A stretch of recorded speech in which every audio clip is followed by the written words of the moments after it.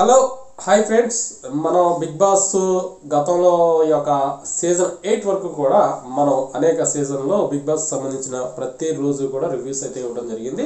ఇక ఈ యొక్క సీజన్ 9కి వచ్చేసరికి ఈ వీక్ వరకు కూడా ఎటువంటి రివ్యూస్ కూడా నేను అందించలేదు. కానీ ఈ యొక్క రివ్యూ అయితే కనుక 1 వీక్కి సంబంధించి ఎవరి ఆట తీరు ఎలా ఉంది అనే ఫుల్ క్లారిటీ అయితే ఇవ్వబోతున్నాను. అలానే ఇంపార్టెంట్గా ఈ వీక్ హౌస్ నుంచి ఎవరు వెళ్ళబోతున్నారో కూడా చక్కటి క్లారిటీతోనైతే ఈ వీడియో ఉండబోతుంది. ఇక మన ఛానల్ మొదటిగా చూసేవారైతే కనుక ఇంకా సబ్స్క్రైబ్ చేయకపోతే తప్పకుండా మన ఛానల్ సబ్స్క్రైబ్ చేసుకోండి. పక్కన బెల్ ఐకాన్ నొక్కండి. బెల్ ఐకాన్లో ఆల్ అనేది సెలెక్ట్ చేసుకోండి. అప్పుడు మాత్రమే నా వీడియోస్ అయితే మీకు నోటిఫికేషన్ లాగా రావడం జరుగుతుంది. ఇక చాలా వరకు 1 వీక్ ఆట తీరు అసలు ఎలా ఉంది, అలానే మొదటి రోజు ఈ యొక్క బిగ్ బాస్ సీజన్ని చూడని వారికి కూడా టోటల్గా ఏ కంటెస్టెంట్ ఆట తీరు ఎలా ఉంది అనేది కూడా ఒక క్లారిటీ అయితే నాకు ఉన్న అనుభవం మీద నేనైతే ఇవ్వబోతున్నాను. ఇక రీతు చౌదరి గురించి మనం మాట్లాడుకుందాం. రీతు చౌదరి ఆట తీరు అయితే ఆమెంతా కూడా చాలా తెలివిగా ఎక్కడ ఏ అవకాశం దొరికితే ఆ అవకాశాన్ని బేస్ చేసుకొని ఆమె అంటే ఇక్కడ ఒక లవ్ ట్రాక్ లాంటిది నడిపోయినా సరే, లేదంటే ఏదైనా ఉన్న సిచ్యువేషన్ బట్టి అక్కడ ఎదుటి వారిని డామినేట్ చేసే విధంగా హౌస్లోనైతే వ్యవహరించే రీతిగా అయితే ఆట తీరు అయితే ఉంది అని చెప్పాలి. ఇక ఎక్కువ లెంత్ తీసుకోకుండా ఒక 1 మినిట్లోనే ఒక్కొక్క కంటెస్టెంట్ గురించి మాట్లాడతాను.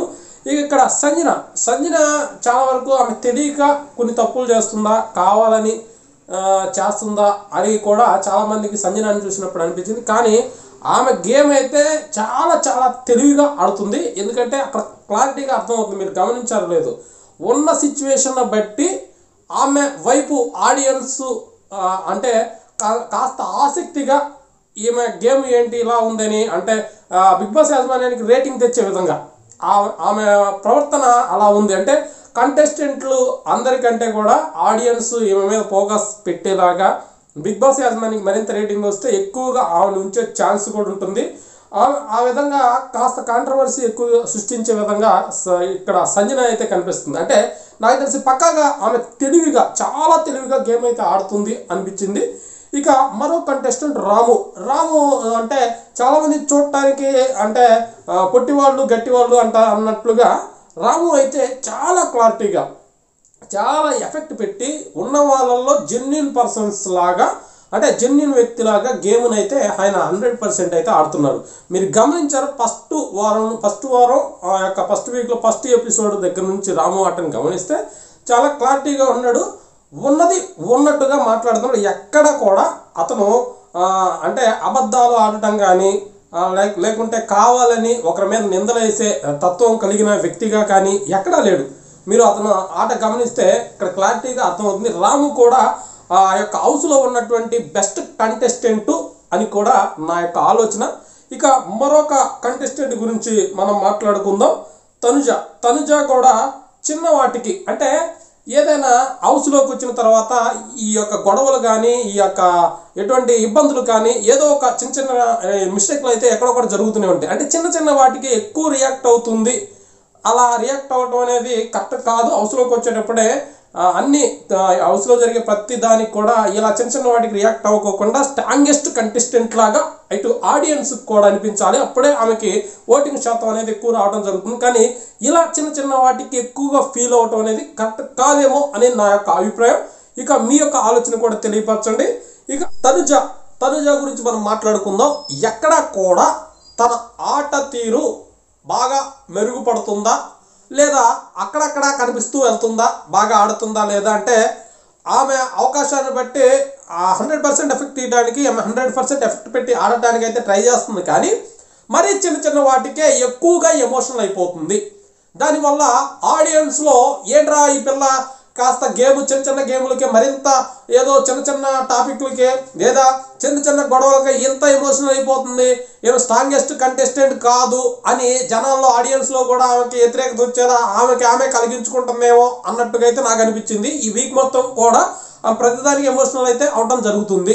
ఇక మరో కంటెస్టెంట్ సుమన్ శెట్టికి అసలు నాకు తెలిసి ఆడియన్స్లో ఎక్కడా కూడా కొన్ని టీవీ షోల్లో కూడా ఎక్కువగా ఆయన ఎప్పుడు కూడా ఆయన ఏ టీవీ షోలో కూడా కనిపించలేదు. కానీ ఒకేసారి బుల్లితెర ఈ యొక్క బిగ్ బాస్ షో ద్వారా ఆడియన్స్కి అసలు సుమన్ శెట్టి ఆ ఆట తీరు ఎలా ఉంటుంది, తన మాటలు ఎలా ఉంటాయి, 7G బృందావన్ కాలనీలో కానీ గతంలో ఆయన టీవీ అంటే మన సినిమాల్లో అతను చూసినప్పుడు ఆడియన్స్ నిజంగా ఆయన ఆట తీరు కానీ ఆయన పద్ధతి కానీ అదంతా సినిమాలో చూశారు. ఇక బుల్లితెరపై నిజ జీవితం అంటే బిగ్ బాస్ షో అంటే నిజ జీవితం లాగా అతని ఇంట్లో ఎలా ఉంటాడో అతని ప్రవర్తన ఎలా ఉంటుందో చూడటానికి కూడా ఆడియన్స్ ఎంతో ఆసక్తిగా ఎదురు చూశారు. అలాంటి బిగ్ బాస్ సీజన్లో సుమన్ శెట్టి కనపడితే చాలు, సుమన్ శెట్టి ఆట తీరు కానీ అతను మాట్లాడిన ప్రతి దాన్ని కూడా ఎంతో ఆశ్చర్యంగా ఎంతో ఆసక్తిగా కూడా చూస్తున్నారు ఆడియన్స్ అని చెప్పాలి. అలాంటి ఆడియన్స్ సుమన్ శెట్టి నిజంగా హౌస్లో అతను నిజ జీవితంలో ఎలా ఉన్నాడో హౌస్లో కూడా అలానే జెన్యున్గా నిజంగా అతను కరెక్ట్ అంటే కరెక్ట్ అని మాట్లాడతాడు, తప్పని చెప్తాడు. అలానే అతను ఎవరి మీద ఎక్కువగా గొడవలు పెట్టుకోకుండా ఆయన చాలా నిజంగా సుమన్ శెట్టి ఇంత మంచోడా, అసలు ఇంత మంచితనం సుమన్ శెట్టికి నిజంగా ఇంత మంచి వ్యక్తి అని నేనైతే అనుకోలేదు. సుమన్ శెట్టి అంటే గుడ్ పర్సన్, మంచి వ్యక్తి, చాలా మంచి వ్యక్తి అనుకున్నాం, కానీ ఇంత మంచి వ్యక్తి అనే విధంగా సుమన్ శెట్టి అయితే ఈ 1 వీక్ అతని పద్ధతి అంటే 1 వీక్ కాదు రాబోతున్న రోజుల్లో కూడా సుమన్ శెట్టి అంటే ఇంతే, సుమన్ శెట్టి చాలా మంచివాడు అని ఆడియన్స్కి కలిగేలా సుమన్ శెట్టి మీద ఎక్కువగా ఎవరైనా హౌస్లో ఉన్న కంటెస్టెంట్ వ్యతిరేకంగా వెళ్తున్నా, వ్యతిరేకంగా అతని మీద ఫైట్ చేయాలని చూసినా అది వారికి మైనస్గా మారే ఛాన్స్ కూడా రాబోతున్న రోజుల్లో కానీ ఈ వీక్ కానీ రావడం జరిగింది. మొత్తానికి సుమన్ శెట్టి మీద ఆడియన్స్కి విపరీతమైన ఫ్యాన్స్ ఫాలోయింగ్ అయితే పెరగడం జరిగింది. దాని ద్వారా ఎక్కడా లేని విధంగా సుమన్ శెట్టికి ఓటింగ్ కూడా ఆడియన్స్ మరింత ఓటింగ్ శాతంలో ఆయన నెంబర్ 1 స్థానంలో అయితే ఉంచడం జరిగింది. మొత్తానికి సుమన్ శెట్టి ఆటలో ఆడకపోయినా అంత ఎఫెక్ట్ పెట్టి ఆటల్లో గెలవలేకపోయినా మొత్తానికి సుమన్ శెట్టి ఫాలోయింగ్ అయితే ఉన్న కంటెస్టెంట్లో బెస్ట్ కంటెస్టెంట్గా అతనైతే ఇప్పుడు ఉండటం జరిగింది. నిజంగా అతను అంత జెన్యున్గా ఉండటం వల్లనే అతనికి ఈ యొక్క ఆడియన్స్ ఫాలోయింగ్ అయితే ఉండడం జరుగుతుంది. అతను నాకు తెలిసి ఇంకా ఎక్కువ వీక్స్ ఉండే ఛాన్స్ కూడా ఎక్కువగా కనిపిస్తుంది.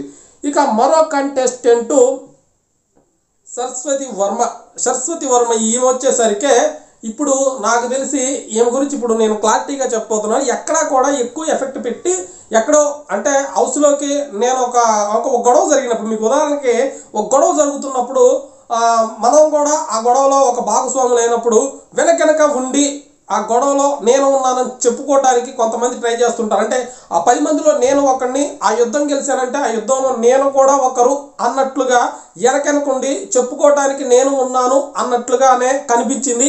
ఎక్కడ కూడా 100% ఎఫెక్ట్ పెట్టి ఆమె గేమ్ ఆడలేదు. దానివల్లనే ఇక్కడ ఆడియన్స్ కూడా ఆమెని ఎక్కడా కూడా గుర్తించలేదు. అలానే గతంలో ఆమెని ఎక్కడ కూడా ఆడియన్స్ ఎక్కువగా గుర్తుపట్టడానికి ఛాన్స్ కూడా తక్కువగా ఉన్నాయి. కాబట్టి ఆమెనే ఈ యొక్క వీక్ హౌస్ నుంచి బయటికి వెళ్ళిపోయే కంటెస్టెంట్లో ఈమె ఉండటం జరిగింది.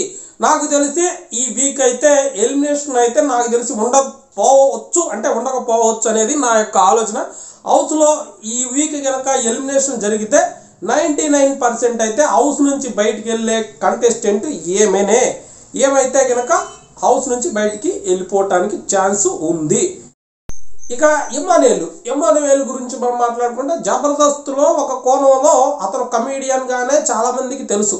కానీ ఇక్కడ కూడా అదే రీతిగా అతను ఆ యొక్క హౌస్లో ఎంటర్టైన్మెంట్ అనేది ప్రదర్శిస్తూ ఉన్నాడు. కానీ కొంచెం అతనిలో కూడా ఎక్కడో కాస్త అంటే ఆడియన్స్ పరంగా అతను ఎక్కువగా ఆ వ్యతిరేకతను కూడా కాస్త తెచ్చుకుంటున్నాడేమో అనిపించింది. ఎందుకంటే అతను చిన్న వాటికి ఎక్కువ ఎమోషనల్ అవుతాడు, ఎక్కువ కోపపడటం.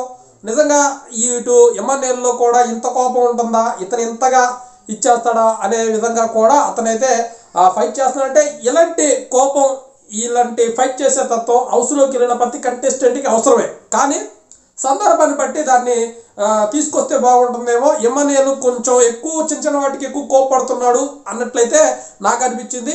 ఈ యొక్క ట్రెండ్ రాబోతున్న రోజుల్లో కంటిన్యూ చేసుకుంటే అతనికి ఎఫెక్ట్ కలిగే అంటే దాని ప్రభావం వల్ల ఇటు మనకి ఎవరైతే ఎమ్మెల్యేలు ఉన్నాడో ఎమ్మెల్యేలకి కాస్త ఆ యొక్క కోపాన్ని తగ్గించుకుంటే అతను మరింత ఆటలో బెస్ట్ అవటానికి ఛాన్సెస్ ఉందనేది నా యొక్క ఫీలింగు. ఇక మరో కంటెస్టెంట్లు సైని అనే ఇటు మన నూనాకు నచ్చావు, అలానే ఇటు నరసింహనాయుడు, బాలకృష్ణ, లక్ష్మబాబు అయినటువంటి ఈమె నాకు తెలిసి ఈమె కూడా ఆటలో ఎక్కడో వెనకనక దాక్కునే వ్యక్తుల్లో ఏమో కూడా ఒకరు అన్నట్లుగా అనిపించింది. ఆటల్లో అంత ఎఫెక్ట్ పెట్టి ఆడాలనే రీతిగా అయితే ఏమి రావట్లేదు. ఇది ఇలానే కొనసాగితే నాకు తెలిసి 1-2 వీక్లో ఏం కూడా అవసరం నుంచి అయితే బయటికి వెళ్ళిపోయే ఛాన్సెస్ అయితే పక్కాగా కనిపిస్తున్నాయి. ఇక మరో కంటెస్టెంట్ హరీష్ గురించి మనం నిజంగా అంటే ఈ మాస్ మ్యాన్ గురించి అయితే మనం చాలా చక్కగా మాట్లాడుకోవాలా. ఆయన మంచి ఎఫెక్ట్ పెట్టి గేమ్ ఆడతాడు. గేముల్లో నాకు తెలిసి ఉన్న కంటెస్టెంట్లో 1-2 అంటే ఉన్న 4-5 కంటెస్టెంట్లో అంటే స్ట్రాంగెస్ట్ కంటెస్టెంట్లో హరీష్ కూడా ఒకరు. కానీ హరీష్ మీరు గమనించారో లేదో చాలా కన్నింగ్ ఫెలో అని కూడా నేను చెప్తున్నాను. ఎందుకంటే అతని ఆట తీరు చాలా తెలివిగా ఉంటుంది, చాలా కన్నింగ్గా ఉంటున్నాడు. అవసరాన్ని బట్టి సిచ్యువేషన్ బట్టి ఎదుటి వారిపైన నిందలు వేయడానికి కూడా ఇతను వెనకాడకుండా ఆటలైతే ఆడుతున్నాడు. ఇంకోటి ఏంటంటే సింపతి కోసం కూడా ఎక్కువ ట్రై చేస్తున్నారు. మీరు గమనించారో లేదో హరీష్ని సింపతి కోసం అంటే ఫస్ట్ వీక్లోనే మొదటి ఎపిసోడ్లోనే ఆయన ఫుడ్ తీసుకొచ్చి అతను తినకపోతే నేను తినలేదు కాబట్టి నేను తినకుండా కూడా అతను ఉంచుతాను. నిజంగా అంత ఓవరాక్షన్ చేయాల్సిన అవసరమేమో అక్కడ లేదు. నిజంగా అతనికి షేర్ చేసుకోవాలంటే అతను ఫుడ్లో సగం ఫుడ్ తీసేసి అతనికి పెట్టేసి ఇద్దరం కలిసి తిందామని ఇట్లాంటి మాటలు కూడా ఉపయోగించారు. కానీ ఆడియన్స్లో అతనికి ఫాలోయింగ్ రావాలంటే ఇలాంటి ఎక్కువ సింపతి కోసం ట్రై చేస్తున్నాడు అనేది అయితే చక్కటి క్లారిటీతో కనిపెడుతుంది. అలానే ఆయన ప్రతి దానికి కూడా ఎక్కువ ఎమోషనల్ అయిపోవటం, గొడవలు సృష్టించడానికి నేను ఇలానే ఉంటాను ఇట్లానే చేస్తాను అనే రీతిగా అంటే పెద్ద తరాల్లో వ్యవహరించాల్సిన తీరు అన్నట్టుగా కొంతమందికి అర్థమయ్యే రీతిలోనే మళ్ళీ వెంటనే అక్కడ గొడవలో పెట్టుకోవడానికి కూడా వెనకాడకుండా సింపతి కోసం ట్రై చేస్తున్నట్టు ఇది ఒక గుంటనక్కలాగైతే నేను చూస్తాను. మీ యొక్క ఆలోచన అభిప్రాయాన్ని కూడా తెలియపరచండి. అని చాలా క్లారిటీగా అయితే గేమ్ ఆడటం జరుగుతుంది. నిజంగా ఆయన సినిమాల్లో ఎలా ఉంటారో ఇక్కడ కూడా విలన్గా మనం చూసాం. కానీ ఆటలో మరికి అలానే ఆయన ఉండే పద్ధతి మాత్రం చాలా క్లారిటీగా చక్కటి క్లారిటీతో ఆడుతున్నారు. ఎదుటివారిపై నిందలు వేయటం కానీ, కావాలని ఎదుటివారిపై ఇరుచుకుపడటం కానీ, గొడవలు సృష్టించడం కానీ ఇలాంటి ప్రయత్నాలు అయితే ఎక్కడా లేదు. అతను విలన్గా అయితే ఎక్కడైతే కనిపించట్లేదు. చక్కటి క్లారిటీతో కొంత అనుభవం ఉన్న వ్యక్తిలాగా ఒక పెద్ద మనిషి తరహాలో ఎలా ఉండాలో అలానే వ్యవహరిస్తున్నారు హౌస్లో.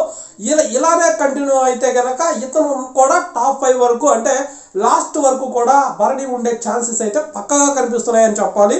ఇక మరో కంటెస్టెంట్ ప్రియా కూడా ఇటు అగ్ని పరీక్షలో లానే కొంతమంది పైన డిపెండ్ అయ్యి కొంతమంది ఎఫెక్ట్ పెట్టి బాగా ఆడటం వల్ల హౌస్లోకి వచ్చింది అన్నట్టుగైతే నా యొక్క ఫీలింగు. అలానే ఈ యొక్క గేమ్లు ఆడే రీతిలో కూడా కొంతమంది హెల్ప్ఫుల్గా ఆమెకి సపోర్ట్ చేసే రీతిగా ఆమె అయితే అక్కడ నడుచుకుంటుంది అని అయితే నాకు అనిపించాలి.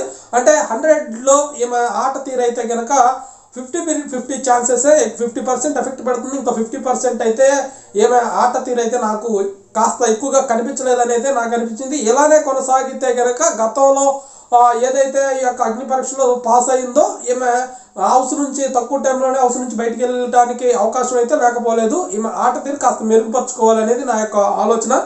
ఇక మరొక వ్యక్తి ఇటు Bigg Boss common man contestant నుంచి దమ్ము శ్రీజ గురించి మనం మాట్లాడుకుంటే నాకు తెలిసి ఉన్న కంటెస్టెంట్లో నెంబర్ 1 కంటెస్టెంట్లో 1, 2, 3 కంటెస్టెంట్లు ఎవరైనా ఉన్నారంటే నాకు తెలిసి 1, 2 స్థానాలని కైవసం చేసుకున్నటువంటి వ్యక్తి ఎవరైనా ఉన్నారంటే అది దమ్ము శ్రీజ అని చెప్పాలి. ఆమె ఆట తీరు కానీ ఎదుటివారు అంటే ఒక గేమ్ ఆడిన తర్వాత ఆ గేము బాగుందా లేదా, నేను బాగా ఆడానా లేదా అని ఎదుటి వారిని అంటే నేను ఆడాను ఇది నాదే కరెక్ట్ అని వాదించుకోవటం, ఒకళ్ళొకళ్ళు తన దమ్ము ఏంటో అంటే నేను కరెక్ట్గా ఆడానని నిరూపించుకోవటం కూడా అదే. అంటే మాట లేకపోతే మనం మాట్లాడలేకపోయామంటే కనుక ఎదుటివారు ఆడిన ఆటనే కరెక్ట్ అన్నట్టుగా కూడా సృష్టించే ఛాన్స్ ఉంటుంది. అలాంటి సందర్భంలో దమ్ము శ్రీజ మాట్లాడగలుగుతుంది, గొడవలు ఆడగలుగుతుంది, ఆట ఆడగలుగుతుంది, అన్నిట్లో కింగ్గానే ఉంటుంది. కాబట్టి ఆమె 1, 2 స్థానాల్లో టాప్లో ఉండే ఛాన్సెస్ అయితే పక్కాగా కనిపిస్తున్నాయని చెప్పాలి. ఇక ఇటు మనం లాస్ట్గా ఎక్కువగా డిస్కషన్ చేసుకోవాల్సింది మర్యాద మనీష్.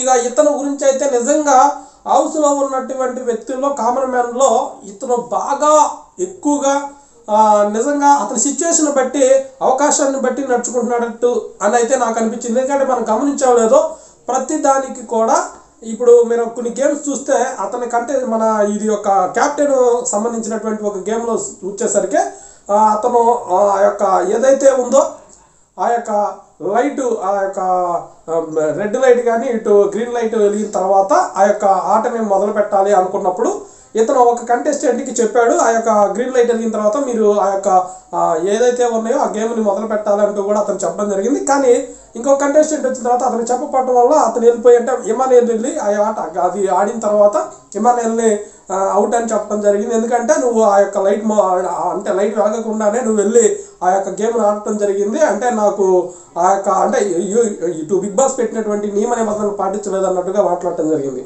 అంటే ఇక్కడ అవన్నీ చూసుకోవాల్సిన బాధ్యత ఎవరిది? ఇక్కడ ఎవరైతే సంచాలకులుగా వ్యవహరిస్తున్నారో ఆ సంచాలకులుగా వ్యవహరిస్తున్నట్టు మనీష్ అనమాట. అంటే అతను చూడకపోవటం, మళ్ళీ దాన్ని తప్పు చేసి మళ్ళీ ఆ తప్పుని ఇమానుయేల్కు ఒక్కడ మీదే జరిగింది అన్నట్టుగా అతన్ని టార్గెట్ చేసి నువ్వు ఇక్కడ ఎలిమినేట్ అయిపోయావు అన్నట్టుగా అతన్ని వాదించడం అనేది ఇది ఎంతవరకు కరెక్ట్? ఇక్కడ అతను ఇంకో క్లారిటీ కూడా తీసుకోవచ్చు. ఇక్కడ నా మిస్టేక్ ఉంది, ఇమానుయేల్ మిస్టేక్ ఉంది, కాబట్టి కంటెస్టెంట్లు మీరు అందరూ ఒప్పుకుంటే అతనికి మరో ఛాన్స్ ఇస్తున్నానని కూడా చెప్పవచ్చు. కానీ అలా చేయకోకుండా ఇమానుయేల్ నువ్వు ఒక్కడదే తప్పు అన్నట్టుగా అతను అక్కడ సృష్టించడం జరిగింది. అలానే నెక్స్ట్ వచ్చినటువంటి కంటెస్టెంట్లో కూడా రెండో వ్యక్తి ఎవరైతే ఉన్నారో అతను కూడా ఆ యొక్క లెఫ్ట్ అండ్ రైట్ లెగ్ ఏదైతే ఉందో అతను మార్చుకోవడం జరిగింది. అయితే లెఫ్ట్ లెగ్ అంటే రైట్ లెగ్ అంటాం, రైట్ లెగ్ అంటే లెఫ్ట్ లెగ్ అంటే ఎవరో చెప్పినటువంటి వాటిని విని అతను అక్కడ జడ్జిమెంట్ అనేది పాస్ చేయడం జరిగింది. అంటే నేను అనేది ఏంటంటే అక్కడ సంచాలకులుగా ఉన్నటువంటి వ్యక్తి చాలా తెలివిగా అతను పరీక్షించాలి, కానీ అతను ఎటువంటి పరిజ్ఞానం లేకోకుండా ఆ యొక్క సంచాలకులుగా వ్యవహరించడం వల్ల కొంతమంది కంటెస్టెంట్లకి తీవ్ర అన్యాయం జరిగింది అనేది నా యొక్క ఆలోచన. ఈ విధంగా చూసుకుంటే మనీష్ అనే వ్యక్తి కూడా చాలా తెలివిగా అవసరాన్ని బట్టి సిచ్యువేషన్ బట్టి నడుచుకున్నాడు ఏమన్నట్టు నాకు అనిపించింది. ఇక మీకేమనిపించిందో కూడా తప్పకుండా కామెంట్ బాక్స్లో తెలియపరచండి. పవన్ ఆట ఇటు ఆడియన్స్ అనుకున్న రీతిగా అగ్ని పరీక్షలో కూడా నాకు తెలిసి ఎక్కువ ఆట తీరు ఆయనది ఎక్కడా కనపడలేదు. ఈ 1 వీక్లో జరిగినటువంటి సీజన్లో కూడా మనం గమనిస్తే పవన్ ఆట తీరు ఇంకా కనపడట్లేదు, ఇంకా ఆయనలో ఉన్నటువంటి టాలెంట్ని బయట చూపించలేకపోతున్నాడు అన్నట్లుగా అయితే నాకు అనిపించింది. ఇది ఇలానే కొనసాగితే ఇటు పవన్ కూడా ఈ యొక్క స్ట్రాంగెస్ట్ కంటెస్టెంట్ లిస్టులో కాకుండా లిస్టు కంటెస్టెంట్లు ఎవరైతే ఆటను బాగా ఆడలేకపోతున్నారో అలాంటి కంటెస్టెంట్ లిస్టులో కూడా పవన్ చేరిపోయే ఛాన్స్ కూడా కనపడుతుంది. ఇక ఆర్మీ వ్యక్తి వచ్చేసరికి ఆర్మీ వ్యక్తి వచ్చేసరికి ఇటు కళ్యాణ్ విషయానికి వస్తే కూడా అక్కడ ఏదైతే ఎఫెక్ట్ పెట్టాడో ఆ విధంగా అతను ఎఫెక్ట్ పెట్టి 100% ఆ గేమ్లో ఆడటానికి స్ట్రాంగెస్ట్ కంటెస్టెంట్లో ఇతను ఒకడిని నేను అనే రీతిగా ఆయన చూపించుకోవడానికి అయితే ఆయన ప్రయత్నాలు చేయడం జరుగుతుంది. ఎంటర్టైన్మెంట్ పరంగా కానీ, లవ్ ట్రాక్లు నడపడానికి కానీ, అంటే కెమెరాకి అంటే ఆడియన్స్కి నేను హౌస్లో ఒక వ్యక్తిని ఉన్నాను అని చూపించుకోవడానికి అయితే ఆయన 100% ఏదో విధంగా ఏదో రీతిలో ఆడియన్స్కి దగ్గర అవడానికి అయితే ఆయన ప్రయత్నాలు అయితే చేయడం జరుగుతుంది. ఈ ట్రెండ్ ఇలానే కొనసాగితే ఆయన కూడా టాప్ 5 వరకు అంటే నెంబర్ 1 స్థానంలో ఉండే ఛాన్సెస్ అయితే పక్కాగా కనిపిస్తుందని చెప్పాలి. ఇప్పటి వరకు చెప్పినటువంటి ప్రతి కంటెస్టెంట్ గురించి అయితే నేను చక్కటి క్లారిటీతో 1 వీక్ సంబంధించి మొత్తం రివ్యూ కూడా ఈ వీడియోలో అనేది అందించడం జరిగింది. రాబోతున్న రోజుల్లో ప్రతి వీడియోకి సంబంధించి ప్రతి ఒక్క ఎపిసోడ్లో జరిగినటువంటి ప్రతి ఒక్క గొడవ గురించి, ప్రతి ఒక్క సంభాషణ గురించి, ప్రతి ఒక్క టాపిక్ గురించి అయితే కనుక రివ్యూని అయితే బిగ్ బాస్ 9కి సంబంధించి ఇవ్వబోతున్నాను. ఇక మీరు కూడా మన ఛానల్ సపోర్ట్ చేయండి. ప్రతి ఒక్క రోజు నేను ఇచ్చే రివ్యూస్ జెన్యూన్గా ఉంటున్నాయా, క్లారిటీగా ఉన్నాయా, లేక తెలియకుండానే మాట్లాడుతున్నానా, ఏది పడితే అది చెప్పేస్తున్నానా అనేది కూడా మీరు కూడా మీ కామెంట్ బాక్స్లో తెలియపరచండి. ఎందుకంటే నాకు కూడా నా రివ్యూస్ ఎలా ఉన్నాయో అనేది క్లారిటీ అనేది వచ్చేస్తుంది. ఇక మన ఛానల్ సపోర్ట్ చేస్తున్న ప్రతి ఒక్కరు కూడా మరోసారి ధన్యవాదాలు తెలియజేస్తూ సెలవు తీసుకుంటున్నాను.